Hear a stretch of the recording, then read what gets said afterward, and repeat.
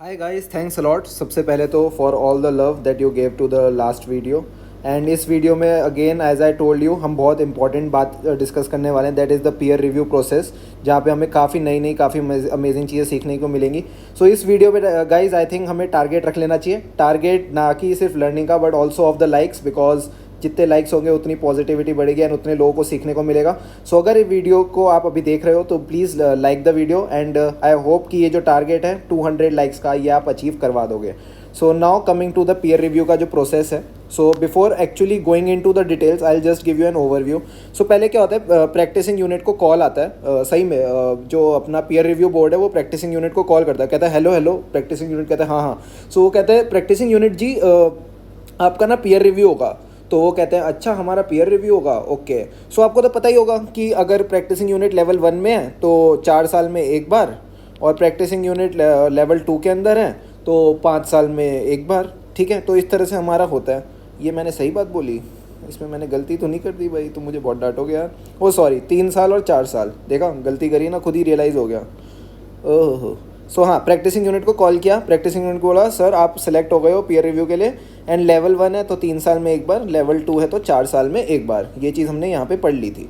Then हमने practising unit को बोला कि आपको ना हम 3 नाम भेज रहे हैं एंड आप हमें बता देना आप इन 3 में से किससे अपना पीयर रिव्यू करवाना चाहते हो।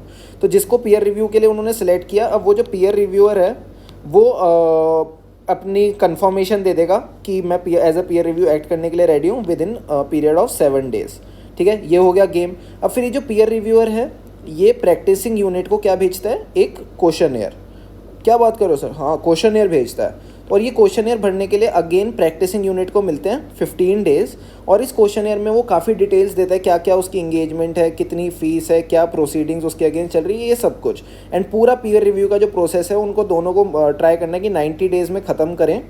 एंड क्वेश्चनएयर के बेसिस पे जो पीयर रिव्यूअर है वो इसको भेजता है सैम्पल्स, ठीक है। अब ये सैम्पल्स वगैरह भेजता है, देन सैम्पल्स की टेस्टिंग वगैरह होती है, फाइनली बनती है रिपोर्ट। अब रिपोर्ट हो सकती है 2 तरह की, एक होती है क्लीन रिपोर्ट, एक होती है मॉडिफाइड रिपोर्ट। क्लीन रिपोर्ट हो गई तो कोई टेंशन नहीं है, ये डायरेक्टली पीयर रिव्यू बोर्ड को भेजेगा एंड मामला डन। अब आती है मॉडिफाइड रिपोर्ट। अगर मॉडिफाइड रिपोर्ट हो गई तो ये भेजेगा प्रैक्टिसिंग यूनिट को। अब प्रैक्टिसिंग यूनिट इस पर अपना वापस जवाब देगा पीयर रिव्यूअर को। देन पीयर रिव्यूअर अपनी रिपोर्ट प्लस अपना जो प्रैक्टिसिंग यूनिट की तरफ से उसको वो मिला है कम्युनिकेशन, जो उसने अपना रिप्लाई भेजा है वो भेजेगा, प्लस कैसे उसने उस रिप्लाई के साथ डील किया। तो ये सारी चीज़ें वो पीयर रिव्यूअर बोर्ड को भेजेगा एंड पीयर रिव्यू बोर्ड इसके बाद कराएगा एक फॉलो ऑन रिव्यू। तो ये पूरा केस होता है हमारा पीयर रिव्यू प्रोसेस का। अब इसको हम डिटेल में पढ़ते हैं जल्दी जल्दी। सो क्या है कि notification to practising unit, practising unit को बताया आप सेलेक्ट हो गए पीयर रिव्यू के लिए, notified by the board.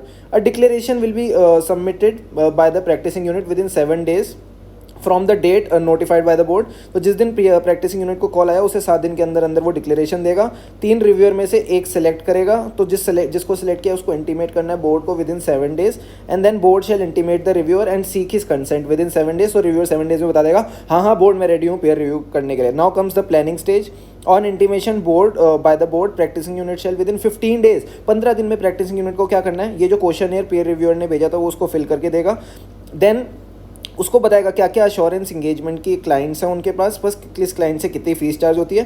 Then policies and procedures बताएगा अपने, बेसिकली यहाँ पे अपने वो सिस्टम ऑफ क्वालिटी कंट्रोल जो उन्होंने अपने लगा रखे हैं विद इन द फर्म वो उसकी इंफॉर्मेशन देंगे।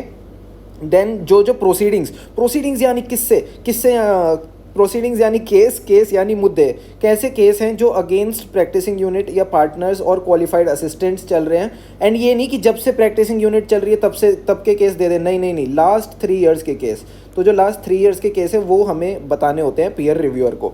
अगेन ये सब चीज़ें जो हैं ये 15 डेज़ 3 ईयर्स ये आपके MCQs के लिए बहुत इंपॉर्टेंट हो जाती है। 7 डेज़ तो आप देखोगे जब बात सिलेक्शन की आई तो इसमें हर स्टेज में बात थी 7 दिन की। जब आई बात प्लानिंग की तो हम बात कर रहे हैं 15 दिन की। 15 दिन की यहाँ बात हुई, और यहाँ पे जब वो सैम्पल सिलेक्शन कर रहा है पीयर रिव्यूअर तो यहाँ पे भी अगेन वो 15 दिन में अपने सैम्पल सेलेक्ट करके दे देगा।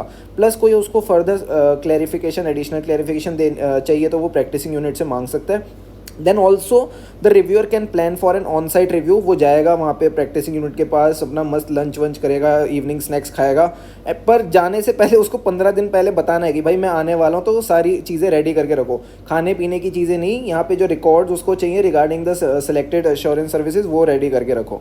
Now comes the reviewer and practising unit. ये म्यूचुअली मिल बांट के इंश्योर करेंगे जो पूरा पीयर रिव्यू का प्रोसेस है ना, ये ना करके 90 दिन में तो भाई साहब ख़त्म हो ही जाए। 90 दिन यानी प्रैक्टिस अपना पूरा पीयर रिव्यू का प्रोसेस कंप्लीट। यही वो टाइमलाइन है जो आपके आईबीसी के फास्ट ट्रैक प्रोसेस की भी है। आई एम श्योर कि मतलब ये जब मैंने पढ़ा था तब तो 90 दिन ही थी। आई होप आई चेंज ना कर दियो ऐसे ही अमेंडमेंट लाके, वरना तुम तो मुझे बहुत डांटने वाले हो कमेंट सेक्शन में।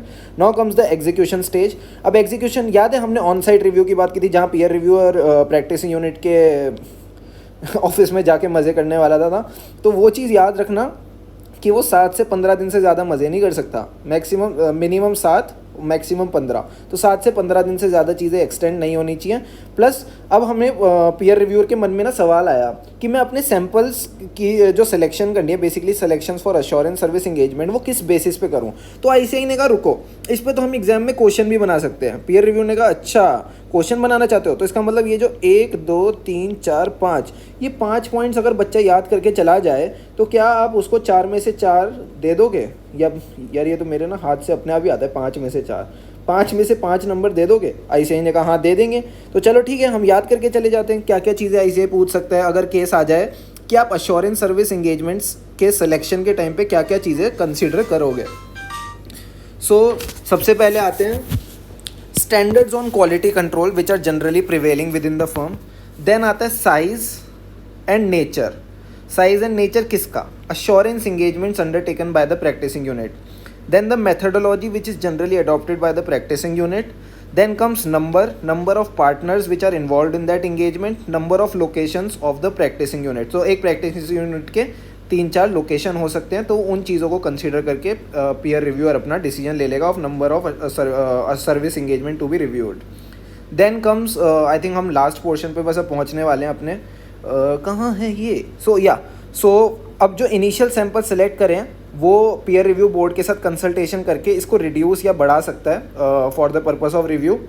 Now comes the reporting stage, जिसके बारे में हमने पहले बात की थी। तो जैसा कि मैंने आपको बताया था कि before making the report to the board he shall issue a preliminary report.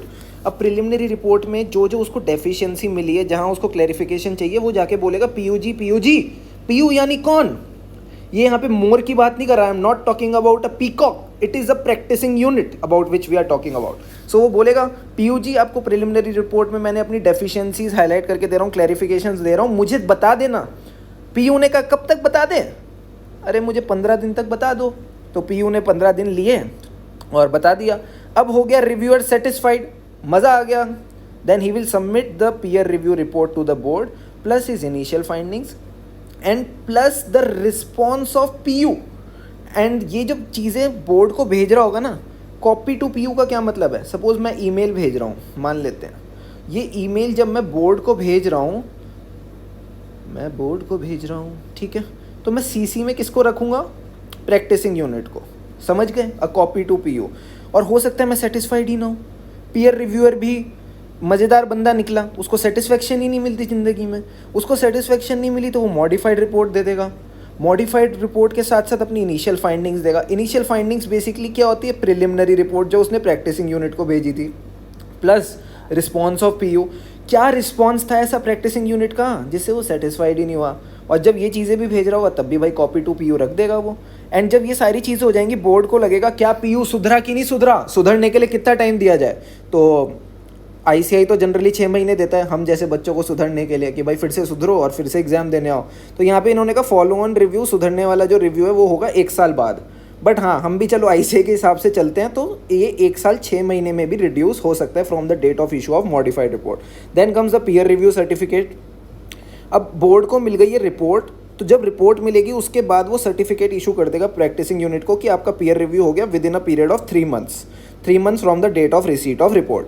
और PU can't continue with an expired certificate and all docs will be invalid if signed in the intervening period। क्या मतलब हुआ इसका? तो suppose मेरा जो certificate okay, ये हो गया एक्सपायर 1 जून को, जब मैंने रिन्यू कराया, मान लेते हैं रिन्यू होकर सर्टिफिकेट मिला 16 जून को, तो ये जो बीच में इंटरवीनिंग पीरियड में मैं जो भी डॉक्यूमेंट्स साइन करूँगा ना एज अ प्रैक्टिसिंग यूनिट, ये हो जाएंगे इनवैलिड। यहाँ पे इस चीज़ का ये रेलिवेंस है। Then comes the inherent limitations. Inherent limitations यानी क्या? अंदरूनी कमियाँ। पीयर रिव्यू प्रोसेस के साथ क्या क्या कमी है? सबसे पहले तो जो पीयर रिव्यू प्रोसेस है वो होता है as per the statement of peer review. इसमें क्या कमी है? हो सकता है स्टेटमेंट ऑफ पीयर रिव्यू क्योंकि एक गाइडेंस है, so maybe that is not up to the mark, तो उस वजह से इसकी पहली कमी यही हो जाती है कि peer review is done in accordance with the statement of peer review.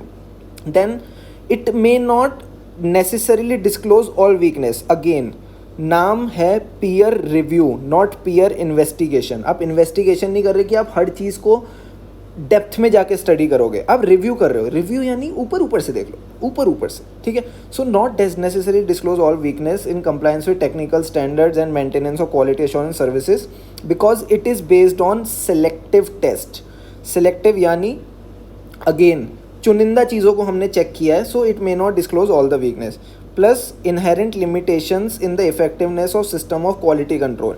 यहाँ पे जो चीज़ चेक हो रही है दैट इज़ SQC, उसके अंदर ही कुछ इनहेरेंट लिमिटेशंस हो सकती है। एंड सिंस क्योंकि वही हमारा सब्जेक्ट मैटर ऑफ रिव्यू है, so the departure from the system में occur and may not be detected. यही तो हमारे इंटरनल कंट्रोल की भी जनरली वीकनेस हम मानते हैं, तो यही चीज़ यहाँ पे भी ICAI ने लिख दी। Then comes difference between peer review and quality review. ये मैंने पीयर रिव्यू पहले ऊपर दे दिया, देन क्वालिटी रिव्यू दे दिया। इसको आपको पता है क्या करना है? मज़े से रीड। हो सकता है इस पर नोट आ जाए, अगेन 4 मार्कर नोट आ सकता है, और उस चीज़ को आप अच्छे से हैंडल कर लो, इसलिए मैंने आपको दिया है। एंड अब आप सोच रहे होगे कि क्या आया था वो 10 नंबर के MCQs में जो हमने अभी इस वीडियो में करना था। तो ये जो ऊपर टाइमलाइंस लिखी हुई है ना कि reply back with in 15 days, report वाली चीज़ तो चलो नहीं आई है, ये जो सर्टिफिकेट वाली है। प्लस यहाँ पे 30 डेज़ की जो भी 15 डेज़ की जो टाइमलाइन दी हुई है, 7 डेज़ की जो टाइमलाइन दी है, these were actually asked in those peer review MCQs। And again 10 marks I think is not less. So thanks a lot for watching the video, and I hope हमारा जो like target है 200 likes का वो achieve हो जाएगा, because I have tried my best to cover this revision video is in as much detail as it could be possible. And now you can solve ICAI study mat back questions.